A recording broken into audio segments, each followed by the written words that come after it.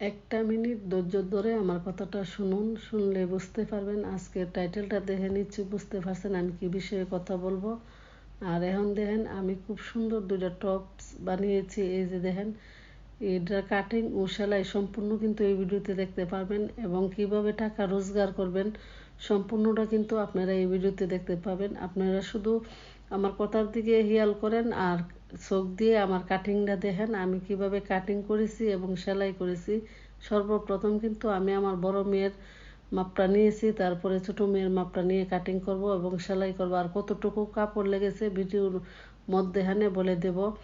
আর এখন বলি, মূল কথা হলো আমি যে বলেছিলাম যে কিভাবে অল্প মানে সময়ের ভিতরে আপনারা রোজগার করতে পারবেন, বা অল্প পরিশ্রমে কিভাবে রোজগার করবেন, বা অল্প দিনের মধ্যে কিভাবে পরিচিতি বাড়াবেন। আজকে সম্পূর্ণ ভিডিওটা দেখেন, দেখলে কিন্তু আপনারা বুঝতে পারবেন আমি কেন এই কথাগুলি বলেছি আর কোন কারণে বলেছি। আসলে মূল কথা হলো আমি গুছিয়ে কথা বলতে পারি না, তার জন্য অনেকে বুঝতে অসুবিধা হয়।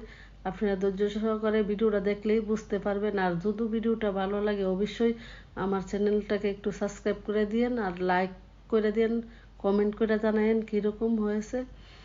এখন দেখেন আমি মূল কথায় আসি। মূল কথা হলো, যারা মনে করেন যে ঘরে বসে আপনি বাহিরে যাবেন না, ঘরে বসে টুকটাক কিছু টাকা ইনকাম করার চেষ্টা করতেছেন বা ভাবতেছেন, তাদের জন্য মূলত আজকের এই ভিডিওটা। আজকের ভিডিওর মাধ্যমে আপনি জানতে পারবেন কিভাবে আস্তে আস্তে আপনি ঘরে বসে থেকে কমসে কম মাসে 5-6 হাজার টাকা তো কোনো ব্যাপারই না ইনকাম করা, যাদের সময় আছে। যেহেতু আমার সময় নাই, আমার সময় খুব কম, তার জন্য কিন্তু আমি এতটা রোজগারের পিছনে দৌড়াই না। আমি আমার নিজের ফ্যামিলি নিয়েই খুবই ব্যস্ত আছি, তার জন্য কিন্তু আমি রোজগার করতে পারি না। কারণ আমি যদি আমার সময়টা যদি থাকতো আর আমি ফ্যামিলির পিছনে যদি আমার সময়টা একটু কম লাগতো, তাহলে কিন্তু 5-6 হাজার টাকা আমার জন্য কোনো ব্যাপারই আছে না কাজ করে রুজি করা। কিন্তু আমি ওই সময়টা এখন দিতে পারি না, বিদায় আমি কিন্তু রোজগারও করতে পারি না। আর আপনারা কীভাবে রোজগার করবেন, এই মূলত এই বিষয়টা হলো আসল। আমি আপনাদেরকে বুঝিয়ে বলি। আপনি যদি সেলাইয়ের কাজটা শিখেন বা ধৈর্য সহকারে আপনি সেলাই কাজটা করেন, অবশ্যই আপনি কিন্তু কোনো না কোনোভাবে আপনার মাসে 4-5 হাজার টাকা কোনো ব্যাপারই না। এখন যেহেতু একটা 3 পিস একদম নর্মালভাবে সেলাইলো 200-250 টাকার নিচে কিন্তু সেলাই নাই। একবারে যদি কমও হয় তাও 200 টাকা করে। বাড়ির সেলাই বলে সবাই একটু কম দেওয়ার চিন্তা ভাবনা করে, এটা কিন্তু সত্য কথা। কিন্তু 200 টাকার নিচে কিন্তু কেউই আপনাকে একটা 3 পিসের জন্য দিতে পারবে না। তাই আপনি যদি একটা 3 পিস 200 টাকা করে সেলান আর মাসে 30 দিন, 30 দিনের মধ্যে আপনি 20টা 3 পিস সিলান, তবু কিন্তু মাসে 4,000 টাকা হয়ে যায়। মাসে 20টা 3 পিস তো কোনো ব্যাপারই না, একবারে ঘুমিয়ে ঘুমিয়েও সেলাই করা যায়। আর যদি আপনি শুধু 3 পিস সেলাই করেন, এর সাথে কিন্তু আপনি পেটিকোট সেলাইতে পারেন, সেলোয়ার, তারপর অনেক একদম সহজ যেইগুলা, এগুলা কিন্তু আমি বলতেছি। 3 পিসটা একদম সহজ, সেলোয়ারটা একদম সহজ, তারপরে পেটিকোটটা একদম সহজ। আর আপনি যদি ভাবেন যে না আমি ব্লাউজও সেলাই শিখবো বা ব্লাউজও সেলাই করবো, ব্লাউজ কিন্তু সেলাইটা আরও বেশি। একটা নর্মাল ব্লাউজ 200-250 টাকা সেলাই। আর এটা যদি ব্লাউজটা যদি আপনি বুঝে শুনে সেলাইতে পারেন, এটাও কোনো কঠিন বিষয় না, একদম সহজ। সঠিক মাপ অনুযায়ী কাটিং করে যদি আপনি ব্লাউজটা সেলাইতে পারেন, এটাও কিন্তু তত একটা কঠিন না, একদম সহজভাবে।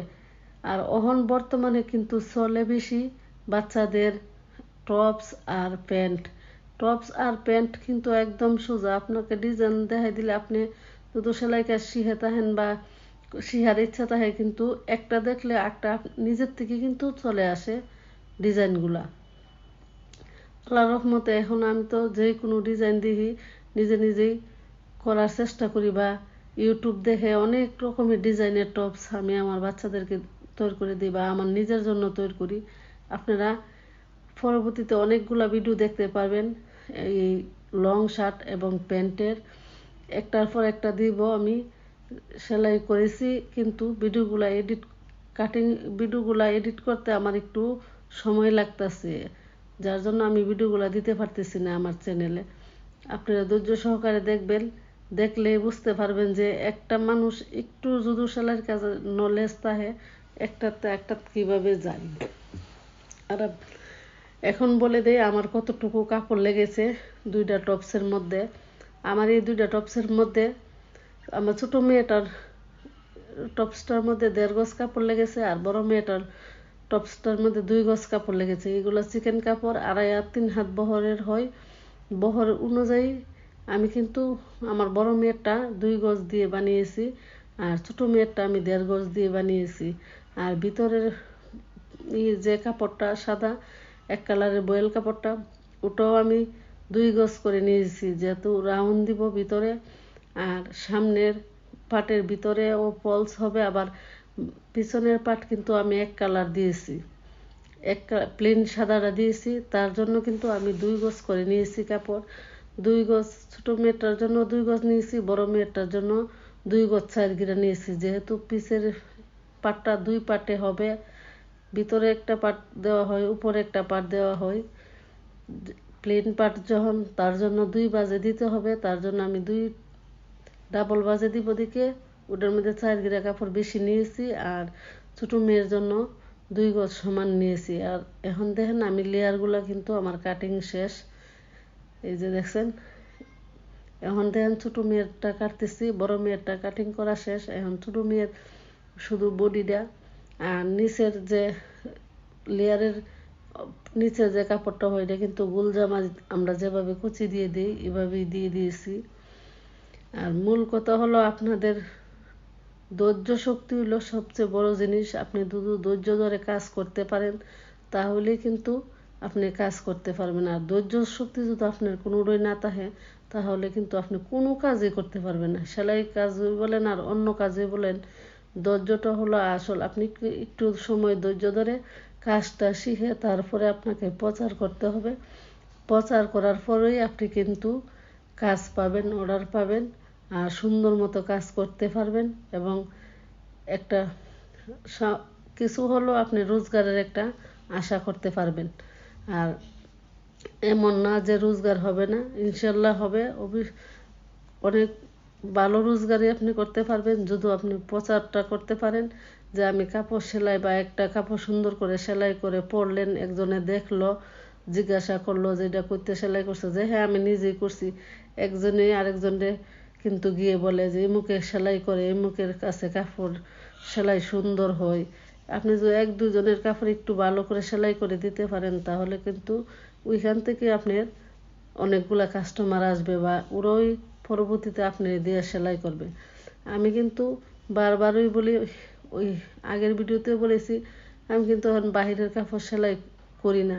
কেন করি না? যেহেতু আমার সংসারে একটু ঝামেলা আছে, তার জন্য আমি করি না। কারণ সারাটা দিন আমার সংসার আমার সময় দেওয়া লাগে। আমি আমার নিজের কাপড়গুলোই সঠিকভাবে এখন সেলাই করতে পারি না। একটা কাপড় আনলে দেখা যায় যে 1 মাস 2 মাস পরে থাকে, তারপরেও আমি সেলাই করতে পারি না। কারণ আমার এতটাই ব্যস্ত, আর সব কিছু তো বলাও যায় না কী কারণে ব্যস্ত, আর কি করি না না করি সব কিছু তো আর আপনাদেরকে জানাইতে পারবো না। তার জন্য কিন্তু আমি বলতে পারি না।